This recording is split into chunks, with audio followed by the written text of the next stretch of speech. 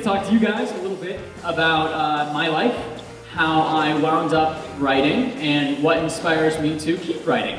Thank you for taking time out of your busy schedule to come see us at Romeo. Yeah, absolutely. And I have a couple questions for you. Okay. You inspire so many others to read and write, but what or who inspired you to start writing in the first place? I was inspired by Alan Watts, a philosopher who talks very openly about following your passion, about how the secret to creating a meaningful life is filling your life with passion. So at the time I wasn't writing, but Alan Watts was the guy who kind of gave me that push to start doing it. When did you start to see the first glimpses of inspiration for this? So I over one summer read Huck Finn and revisited a few other Family Feud books, and I've always thought that was like the most interesting part of those books, and nobody ever expanded on it enough or like touched on it enough. So I started to create these families, but I wanted something a little bit more interesting to round out the story. So I kind of used superpowers as a metaphor for wealth.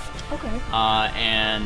It kind of led to what has now developed into the Feud trilogy. And tell us about one of the main characters in your novel, Neil, and what does he do that's so special? I think one of the great things about Neil is that he starts off his life in a position where he's definitely not special. I think he's kind of, at many times, the family screw up and is involved in a lot of things that gets him and his family in trouble, and his older sister Jennifer is like the ideal assassin, and I think what I do really like about him is how much he learns about following his own path, and about the younger generation's ability to make a difference. Are you working on anything at the moment? The Flames is done, the second book. It's in editing. I'm about 70 pages into the third one. I'm also still working on the short story blog, which is on my website, kyleprue.com, and that goes up once a week. Do you ever get writer's block, and how do you cure it if you do? Yes, writer's block is very difficult to deal with. I normally have 3 solutions.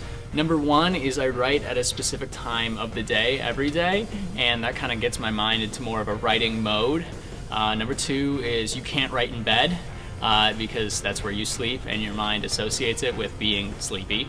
And number 3, if I really am having trouble, I will take a step back, sleep, eat something, maybe read or watch some TV, and hopefully getting like new stories in my head will help to refresh me. And do you have any advice to aspiring writers? For aspiring writers, I would say you have to just read all the time, because the best way to configure a voice is to learn about how other people read or write. So read young adult books, read adult books, read comic books, magazines, whatever you can get your hands on. And the last question's kind of controversial, but do you prefer tangible paperback books or ebooks? Paperback books. Yeah, I have to hold it. I think I read too many real books as a kid to move over to ebooks. Yeah. Well, thank you so much. Thank you. I really Thank you for enjoyed having your, me. Yeah. presentation. Thank you. Thanks.